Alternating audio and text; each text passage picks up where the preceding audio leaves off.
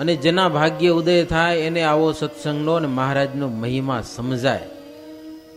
ભાગ્ય વિનાના કેટલાક ભેગા રહેતા હોય ને તો પણ ગાયના સ્તન ઉપર ઈતરડી હોય પણ એને દૂધનો સ્વાદ મળતો નથી. શું મળે એને?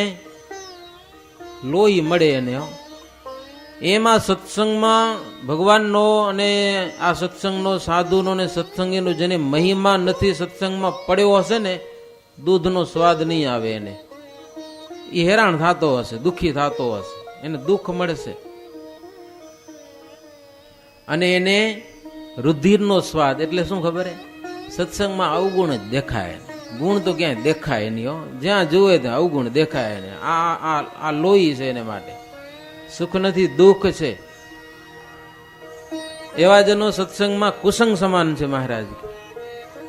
એવા ખડ પુરુષ 10-20 ગુણ કહે, પોતાના અનુરૂપ હોય ને એના વખાણ કરે બરાબર, બાકી બીજાનો અવગુણ દેખાડે, ન્યૂનતા દેખાડે બીજાની.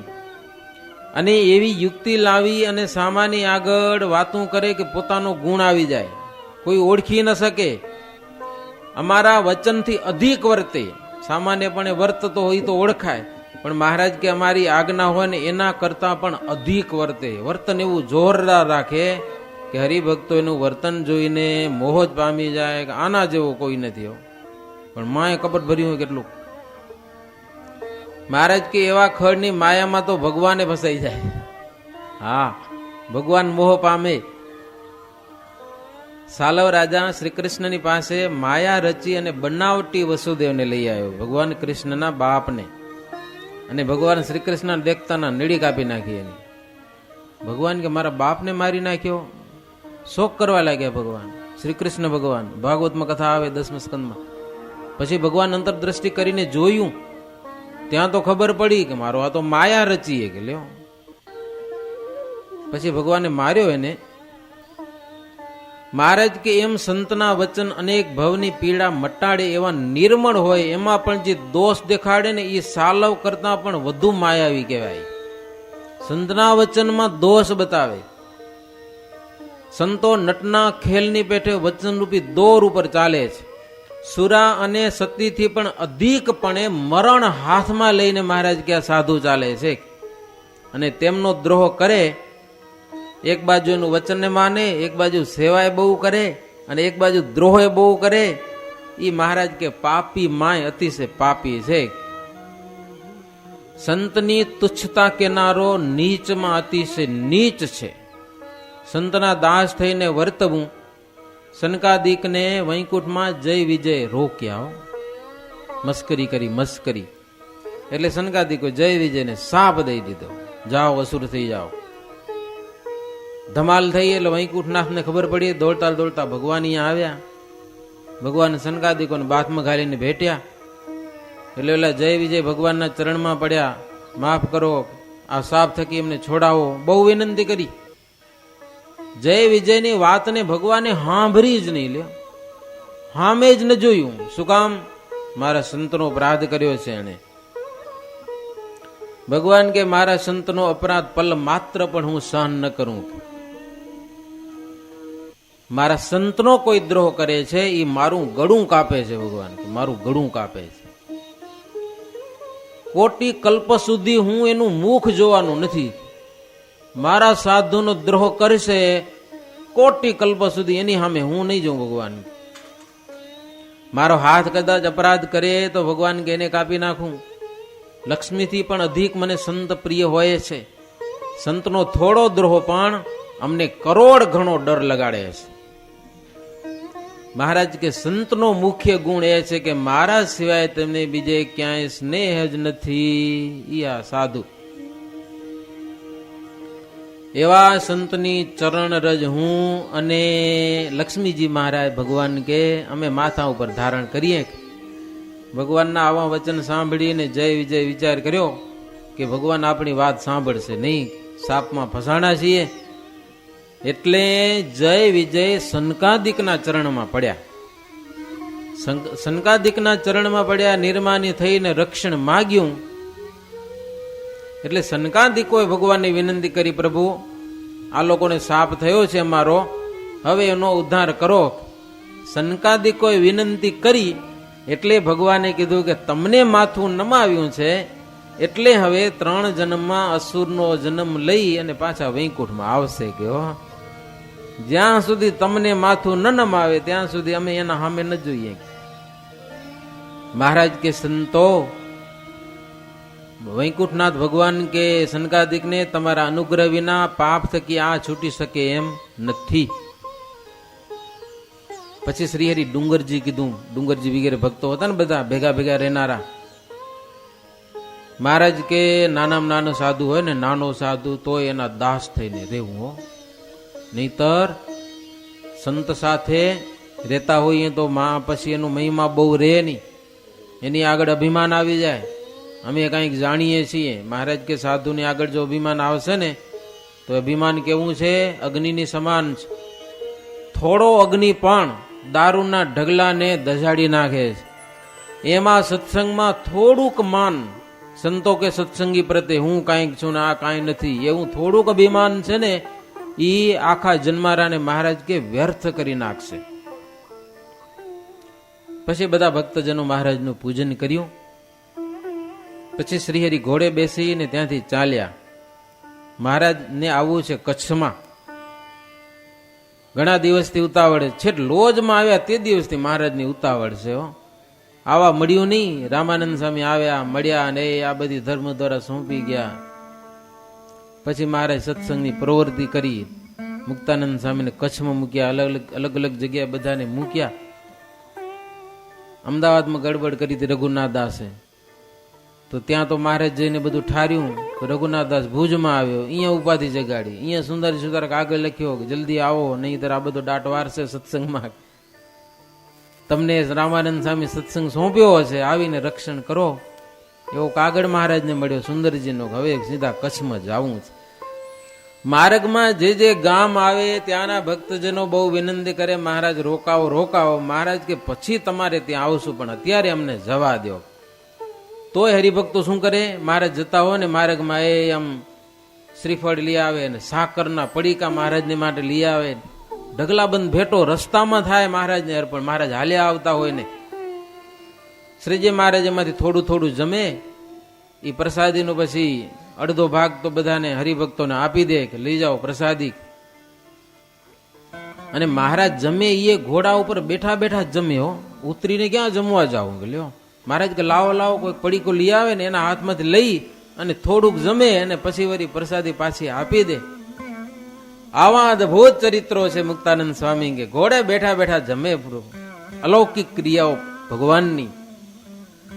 હરિ કી ક્રિયા જૈસે રહા, જન કે મોક્ષ હિત હેતા, અંત સમે તેહી દર સે જાકું, તરત મોક્ષ કરાવે તાકું. એવી અદભુત ક્રિયાઓ છે ભગવાનની. અંત સમય યાદ આવી જાય, મહારાજ ઘોડા ઉપર બેઠા બેઠા જમે. એટલું જ યાદ આવી જાય અંત સમયે તો જીવનો મોક્ષ થઈ જાય. એવા અદભુત ચરિત્રો છે ભગવાનના.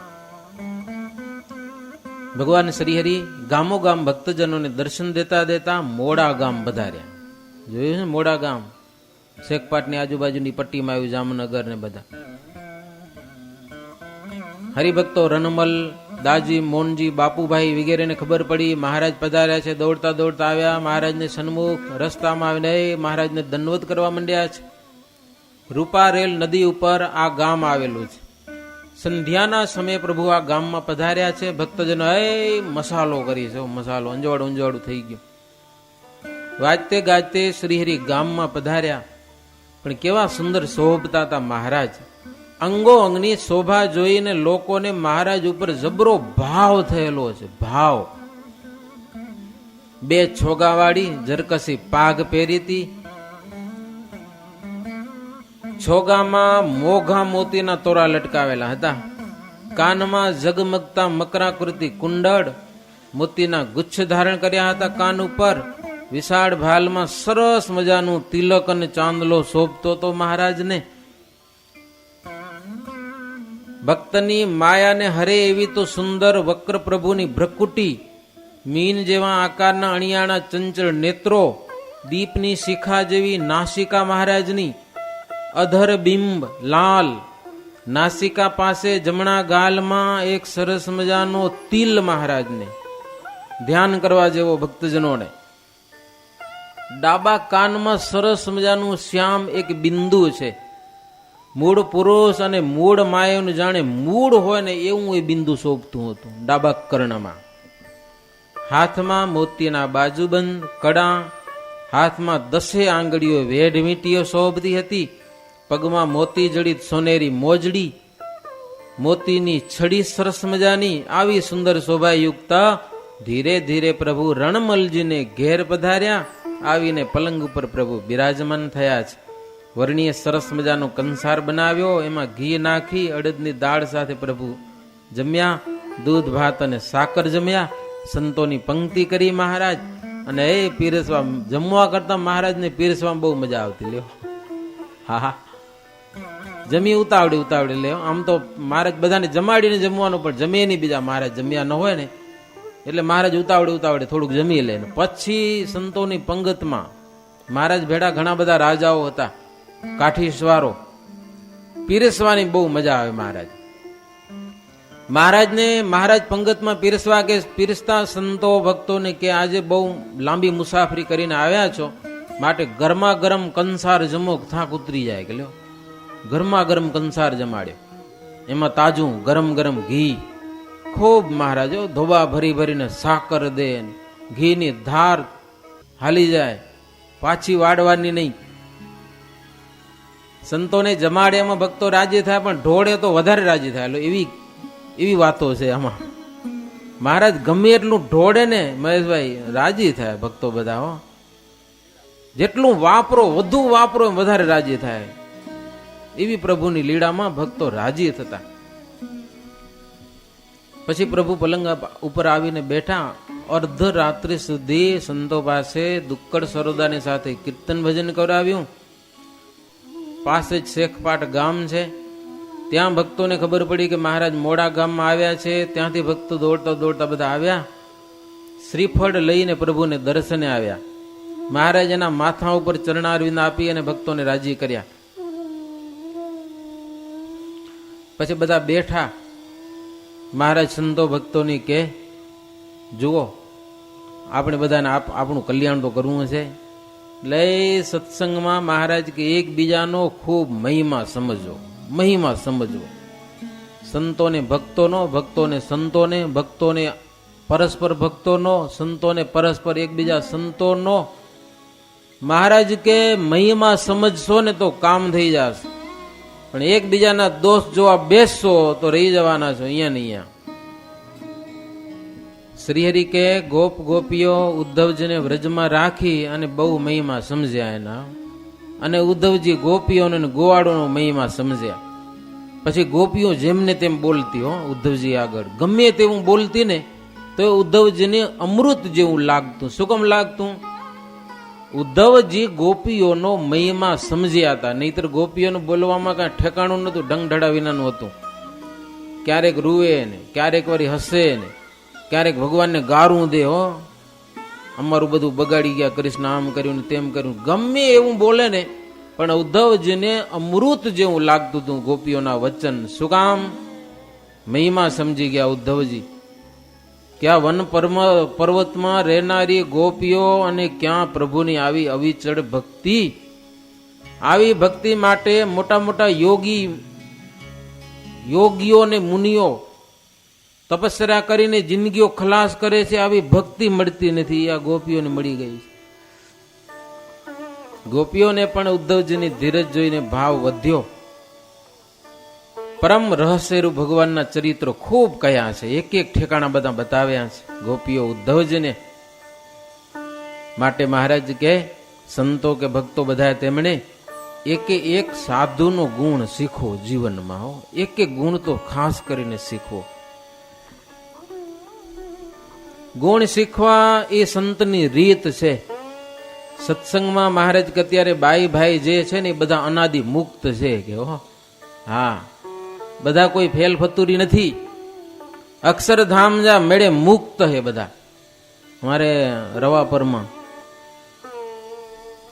ક્યાં એક હરિભગત હતા ઠક્કર,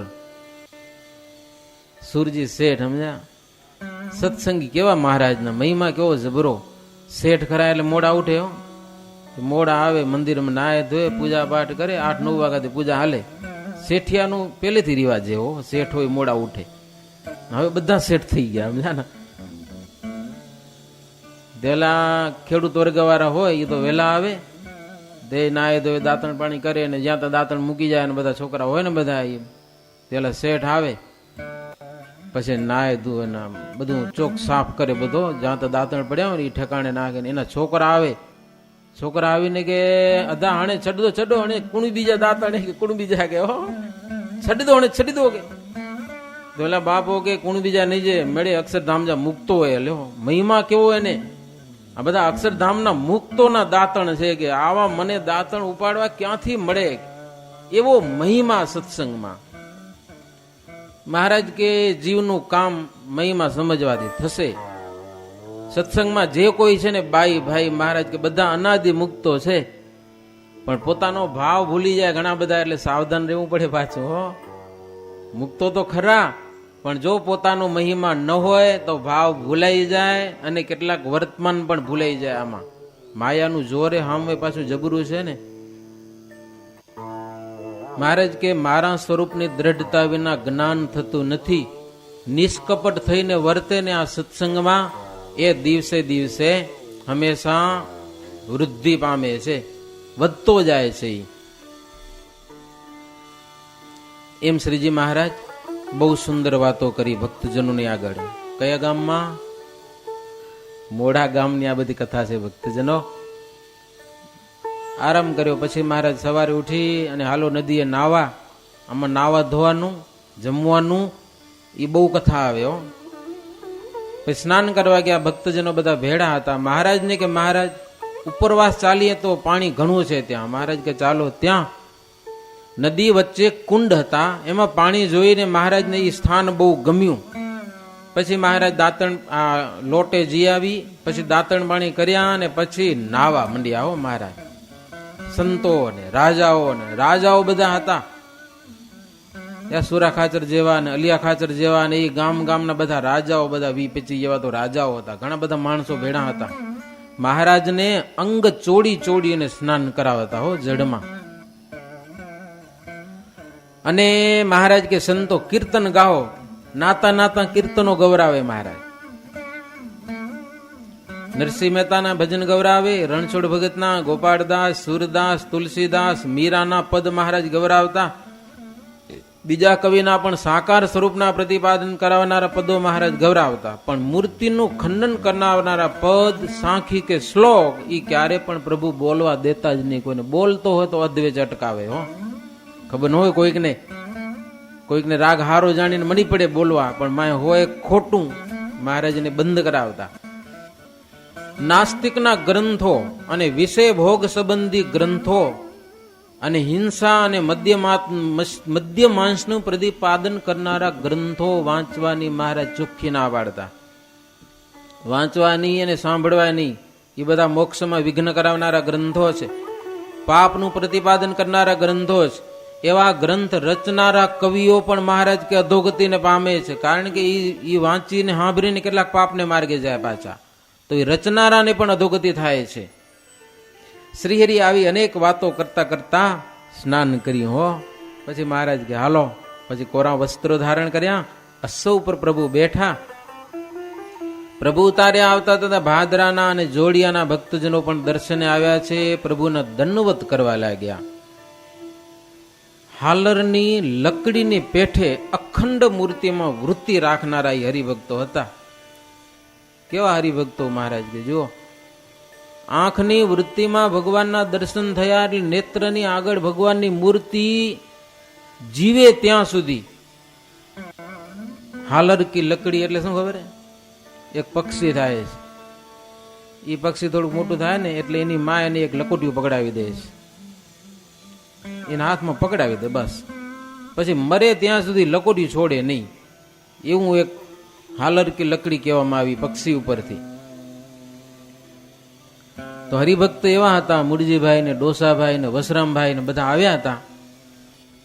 જ્યું હાલર કી લકરી તૈસે મૂર્તિ કીન, પકર લીને દો નૈન સે હરિજન ऐसे પ્રવીણ, દેહ પરજંત સો મૂર્તિ રખી નૈનન કે માહી, દેહ ક્રિયા કરત સબ મૂર્તિ में અખંડ રહાઈ. ગમે એવી દેહની ક્રિયાઓ કરતા કરતા પણ મૂર્તિ અંતરમાં રાખીને એમને એમ નહીં. તૂટન દેવત હાર, મૂર્તિની મૂર્તિમાંથી વૃત્તિ તૂટવા ન દે લ્યો. એવા ભક્તજનો સત્સંગમાં મહારાજ કે આ બધા છે. ઉતારે આવ્યા મહારાજ 5 દિવસ રહ્યા મોડા ગામમાં. એ કથા વાર્તા કરીને હરિભક્તોને પાકા બનાવ્યા. કાચા પોચા હતા ને, મહારાજ કે કાચો માલ આપણે જોઈતો નથી, બધાને પાકા બનાવ્યા. ખૂબ વાતો કરીને 6 દિવસે ભગવાન શ્રી હરિ ત્યાંથી દૂર, 1 ગાઉ દૂર અલૈયા ગામ છે, ત્યાં મહારાજ પધાર્યા. ગામની ઉત્તરે રૂપવદી નદીમાં સંતો ભક્તો સહિત પ્રભુ સ્નાન કર્યું. ભાદરાના કણબી એક સનો ભગત મહારાજના દર્શન કર્યા. સામે જોયું, નેત્રમાં મૂર્તિ ગરી ગઈ એની હો. જીવ્યા ને ત્યાં સુધી મૂર્તિ એને દેખાણી. 1 વાર દર્શન કર્યા ને પલવાર પણ મૂર્તિ વિસરી નહીં એને. પછી પ્રભુ ધામધૂમથી પૂર તરફ આવ્યા છે. હરિસિંહ રાજાએ મહારાજને ઉતારો કરાવ્યો. શીરા પૂરી અને અડદની દાળનો થાળ કરાવ્યો. જામનગરથી સરસ મજાના કેળા લઈ આવ્યા હતા, એ મહારાજને જમાડ્યા. વડા ભજીયા ખૂબ જમ્યા મહારાજ. પછી સંતોને પણ જમાડ્યા. સંતો ગ્રાસે શ્રીહરિનું નામ લઈને જમતા હતા. સ્વામિનારાયણ દુજા નામ, સહજાનંદ સ્વામી અરુ ઘનશ્યામ, હરે કૃષ્ણ અરુ સ્વામી ઇતને નામ ધરે બહુ નામી. મહારાજના નામ ક્યાં? સ્વામિનારાયણ એ મુખ્ય નામ, સહજાનંદ સ્વામી, હરિકૃષ્ણ. સ્વામિનારાયણ સો સબ જગ પ્રસિદ્ધ કરાય, અરુ સહજાનંદ સ્વામી સો અતિહિત દેત કરાય. અરુ નીલકંઠ નામ ઉપવિત દિયે તબ પારે તેહું, ઉપવિત દીન દો ગામ તર ગામ યરુ અવધપુરી માહી. સ્વામિનારાયણ નામ તો જગ પ્રસિદ્ધ, આખા દુનિયામાં પ્રસિદ્ધ નામ. સજાનંદ સ્વામી અને નારાયણ મુનિ રામાનંદ સ્વામી નામ રાખ્યા. મહારાજને 2 વખત જગનો પવિત્ર, તરગામમાં કાચી જનોઈ આપેલી અને અયોધ્યામાં પાકી. એ વખતે મહારાજનું નીલકંઠ એવું નામ રાખેલું. આવા નામનું સંતો ભક્તો ઉચ્ચારણ કરતા હતા. એમાં મુખ્ય નામ સ્વામિનારાયણ. શ્રીહરિ પલંગ ઉપર બેઠા, સંતો અને રાજાઓ પણ પાસે બેઠા. મહારાજ ભક્તજનોને પૂછવા લાગ્યા કે તમે જમવો છો બધા? અમારે ભેગા આટલા બધા છો, બધા જમવાની શું વ્યવસ્થા કરો? મહારાજ પૂછ્યું આજે. મહારાજ કે અમે જ્યાં રહીએ ત્યાં તો ઘણા બધા હરિભક્તો આવે છે. જેના ઘરે અમે રહીએ, કેટલાક તવંગર હોય ને કેટલાક દુર્બળ પણ હોય, વ્યવહારે નબળા હોય. બધાને જમાડવાની શ્રદ્ધા પણ એને કેમ હોય? મહારાજ કે તમે તો વ્યવહારી છો, તમને ખબર હોય.